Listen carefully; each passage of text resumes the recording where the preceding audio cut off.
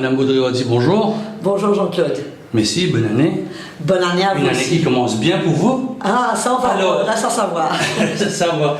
Alors, dites-moi, depuis quelques jours en janvier là, je revois les quitteurs sur le chemin, pas les mêmes personnes, mais dans les mêmes endroits. Alors, ma première question, Madame Hardy, comment se passe la collecte d'absinthe pour cette actuellement, année. pour cette année? Bon, comme vous savez, Jean-Claude, il y a une nouvelle formule qui est entrée en vigueur à partir de l'année dernière.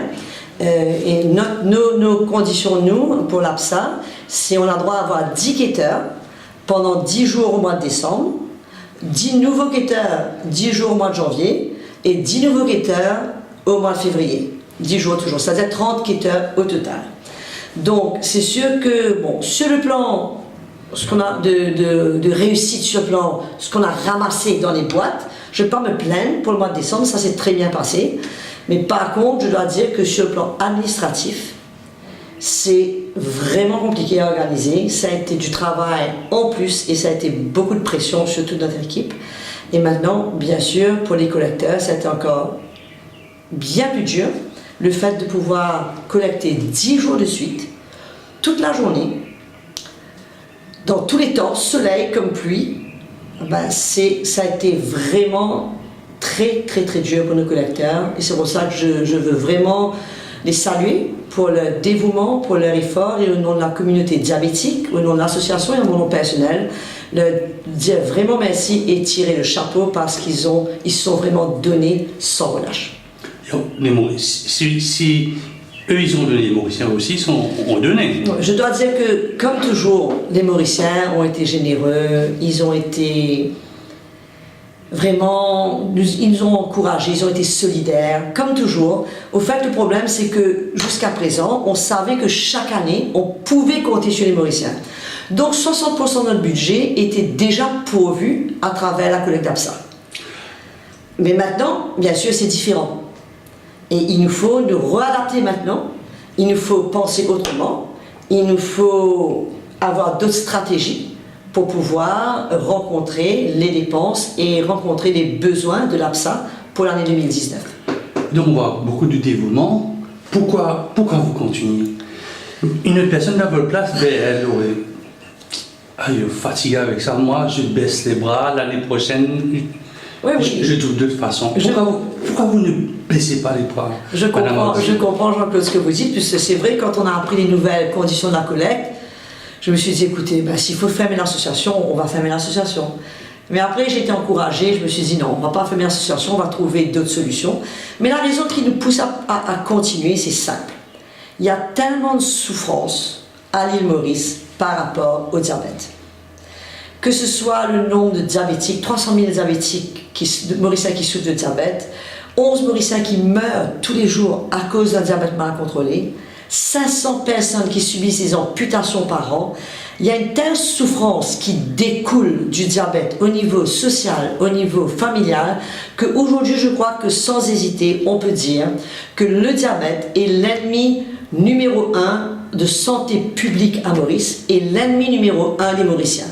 Donc, en ce qui nous concerne, on n'est pas prêt à laisser tomber le combat qu'on mène en faveur des diabétiques et contre ce fléau. Et c'est ça qui fait qu'on continue. Donc, en grosso modo, c'est cette quête-là, mais est-ce que, avec 10 collecteurs, quand je regarde un peu dans le passé, vous étiez presque partout, on a l'impression que c'était une invasion, je vais mettre ça en guillemets. Est-ce que cette nouvelle formule-là ne peut pas poser un problème? Écoutez, dans tout son aspect du mot problème. Ouais, très possiblement, oui. Comme je vous ai dit, le mois de décembre, ça s'est très bien passé. Si on compare le mois de décembre au premier jour de collecte des années normales, qui était le 22 décembre, on a mieux fait le mois de décembre que le premier jour de la collecte. Mais le deuxième jour de la collecte, c'était mieux, et le troisième jour, on cartonnait. Alors là, on ne peut pas vous dire, puisqu'on a recommencé la collecte seulement hier, nos quêteurs sont sur le chemin, ça se passe très bien, mais pour vous dire le résultat final, ce n'est qu'en fin mars, qu'en fin février, qu'on pourra vous dire ça. C'est pas un blessing in disguise? Quand je vois votre réaction, je dis, ça s'est mieux passé que l'année dernière, pendant 3 jours, sur les 3 mois, c'est pas un blessing in disguise? Non, pas un blessing in disguise, puisque vraiment, ça a mobilisé les troupes, ça a mobilisé ça met beaucoup de pression sur l'équipe d'administration, comme je vous ai dit. Beaucoup de pression sur les collecteurs, d'avoir des collecteurs aujourd'hui en février, et parmi les collecteurs, il y a des gens qui travaillent, ils ne peuvent pas se libérer 10 jours, c'est impossible. Il y a qui ne peuvent collecter que de 5 heures à 8 heures, puisqu'ils travaillent jusqu'à 5 heures. Donc, non, je ne peux pas dire ça. Je pense que la formule pourrait être améliorée.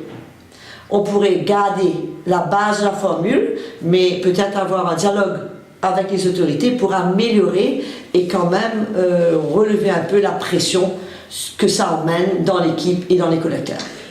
Donc, on parle vraiment finance. Est-ce que vous avez 2 plans pour financer vos activités de l'Absa International? Vous avez un Diabetes Care Center qui n'est pas trop loin? Oui, mais il faudra bien s'asseoir autour d'une table et penser à d'autres façons. Mais je pense que oui, on va surtout considérer l'international. Comme je vous disais, jusqu'à présent, on dépendait trop sur notre collecte, sur notre flag day, puisqu'on savait que c'était là, et le CSA. Mais écoutez, ABSA est connu pour son expertise déjà. On a déjà été sollicité par les gouvernements du Burundi, du Zimbabwe, du Botswana pour notre expertise. Je crois que le moment est venu pour creuser d'autres puits, pour chercher d'autres sources de financement. Et surtout sur l'international, il y a certainement beaucoup d'ONG qui sont impliquées dans le diabète, qui seront intéressés à développer un partenariat avec nous et pourquoi pas nous financer par la même occasion pour des activités. Donc on est confiant pour l'avenir, on ne panique pas, on va se réadapter comme il faut. Le changement, c'est pas toujours évident, il faut prendre le temps de s'adapter, mais ça va être ok. Comment est-ce que le public mauricien, moi-même, les membres de ma famille peuvent vous soutenir et contribuer activement, disons d'une certaine façon, dans cette collecte-là, et après la collecte aussi? Je crois que le moment est venu pour que les Mauriciens s'engagent dans la lutte contre le diabète. Puisque ce n'est pas la lutte de ABSA, ce n'est pas la lutte du gouvernement, c'est la lutte des Mauriciens. Puisque la plupart des familles mauriciennes connaissent au moins un diabétique dans la famille, dans leurs proches, dans leurs connaissances. Donc le moment est venu pour s'engager, que le Mauricien s'engage dans cette lutte.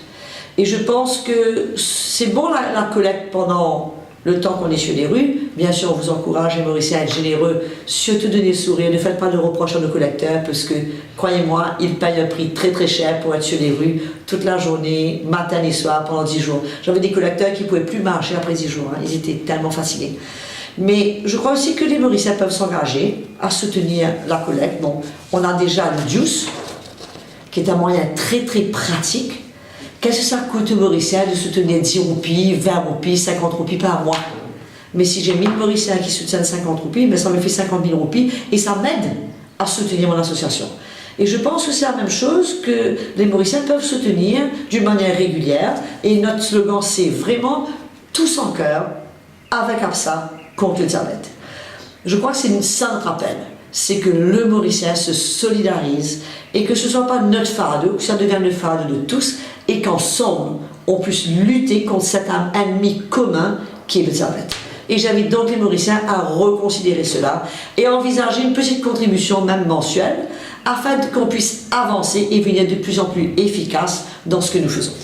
Comment ils peuvent vous contacter? Le téléphone connu d'ABSA, c'est le 136. Il y a aussi le téléphone qui est sur l'affiche, le 4675 858. Ils peuvent téléphoner. On a notre email.